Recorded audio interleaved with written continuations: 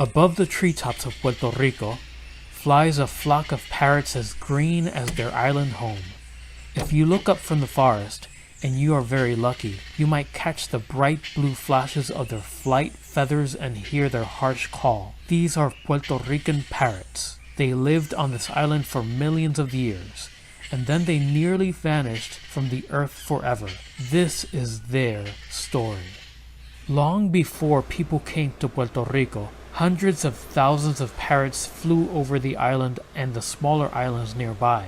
Iguaca, iguaca, the parrots called as they looked for deep nesting holes in the tall trees.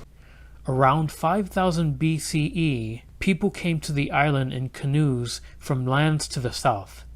These people planted corn, yuca, sweet potatoes, peanuts, and pineapples. When they looked up, they saw the bright blue flashes of flight feathers. More groups of people came. The Taínos arrived around 800 CE. They hunted the parrots for food and kept them as pets. Taínos gave the parrots a name, Iguaca, after their harsh call. They gave the island a name too, Borican. Christopher Columbus sailed from Europe to Borican in 1493 and claimed the island for Spain. Soon Spanish settlers were planting crops on the island and building houses and schools with wood, bricks, and stone. The Spaniards called the parrots cotorras, and they gave the island a new name, Puerto Rico, rich port. In the treetops, the parrots searched for mates. The new pairs of parrots sat on branches, bowing, calling back and forth to each other, and fluffing their wings and tails. Each pair raised one family of chicks every year. Now people from many other parts of the world came to live in Puerto Rico. Iguaca, iguaca. The parrots called when red-tailed hawks chased them in the treetops. The parrots flocked together to protect themselves from the hawks. Iguaca. The parrots called when they found that their nesting holes had been invaded by creatures brought to the island by settlers. Black rats from the settler ships climbed the tall trees and ate the parrots' eggs. Honeybees that had escaped from hives swarmed into the parrots' nests. The island became a territory of the United States, and in 1917, Puerto Ricans became U.S. citizens. Iguaca, iguaca. The parrots called as the forests where they made their nests were cut down. The parrots began to disappear from places where they had flown for millions of years. By 1937, there were only about 2,000 Puerto Rican parrots in the Luquillo Mountains to the east. A few years later, the parrots were living in just one place, El Yunque, a tropical rainforest in those mountains. After Puerto Ricans gained American citizenship, many of them moved to the United States. Those who stayed in rural parts on the island built houses and farms in the areas where parrots had once lived. Many of the parrots' tall, old trees were made into charcoal to use for cooking fires, and people still hunted and trapped the parrots. In the 1950s, birds called pearly-eyed thrashers moved into the rainforest and tried to steal the parrots' nesting holes. Like clever thieves, these birds enter places where other birds are struggling to live and compete with them for nest sites. The parrots fought the thrashers, jabbing at them with their sharp beaks and defending their nests with harsh cries. But the parrots now had too many enemies and too few trees. The flock became smaller and smaller. By 1954, there were only 200 parrots left. Puerto Ricans elected their first governor, and the island became a U.S. Commonwealth, not a state, not an independent nation, but something in between. The Puerto Rican parrots became even smaller. By 1967, only 24 parrots lived in El Yunque. Iguaca, iguaca. The parrots called as they looked for some place, any place, to find food and nesting holes for their chicks. Puerto Ricans looked up and saw that their iguacas were almost gone. People had nearly caused the parrots to become extinct. Now people started to help the parrots stay alive. In 1968, the governments of the United States and the Commonwealth of Puerto Rico worked together to create the Puerto Rican Parrot Recovery Program. Its goal was to save and protect the parrots. The first part of the plan was to create an aviary, a safe place for parrots to live and raise chicks.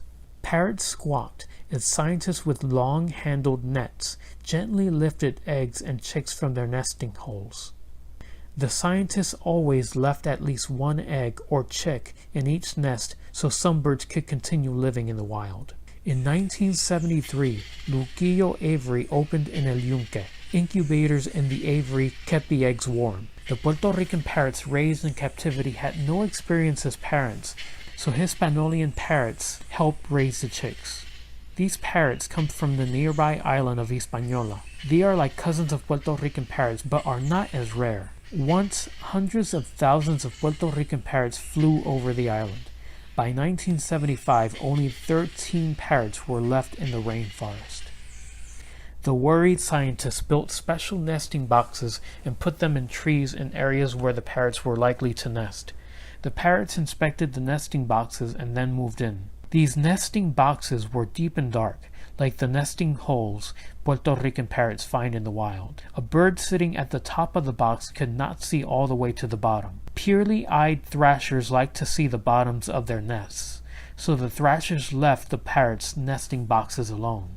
Wild parrots squawked as scientists gently placed chicks from the aviary in their nests so the chicks could learn how to live in the wild. In 1979, the very first chick raised in the aviary flapped out of a wild nest into the rainforest. The scientists worked hard to keep the parrots healthy, both the captive and the wild birds.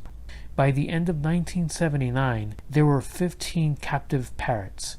Most had come from eggs and chicks taken from wild nests to the aviary. Hurricane Hugo roared through the treetops of Puerto Rico in 1989. Iguaca, Iguaca, the parrots called as the winds blew down many of their tall trees. The hurricane wiped out crops and wrecked buildings and homes. In the aviary, the scientists worried about all the parrots. What if another bad hurricane blew down more trees? What if the aviary was damaged? Iguaca, Iguaca. A group of parrots squawked as scientists moved them from Luquillo Aviary to a new aviary in Rio Abajo Forest.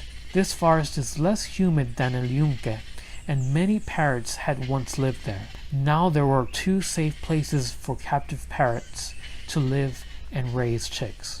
The number of parrots in the aviary grew. By 1999, Rio Abajo Aviary had 54 Puerto Rican parrots. The recovery program was ready for the next part of its plan, releasing adult parrots raised in captivity into the wild. In 2000, 10 captive bred parrots were released in El Yunque. It was late spring. The wild chicks had already flown from their nests, and the wild adults were still nearby, where the captive bred parrots could see them and join them. Iguaca, Iguaca. The parrots called as they flew with the newcomers and searched for food. The captive-bred parrots had been trained to find food and avoid hawks. The scientists were ready to create a second wild flock. In 2006, 22 captive-bred parrots were released in Rio Abajo Forest. The newly released birds formed pairs, found nesting boxes, and raised their chicks. Dozens of parrots have been released in Rio Abajo since then, and they have begun to spread out through the forest. If you look up from the forest, and you are very lucky, you might catch the bright blue flashes of flight feathers. These are Puerto Rican parrots. They lived on this island for millions of years, and then they nearly vanished from the earth forever. But they are flying over Puerto Rico still, calling Iguaca, Iguaca.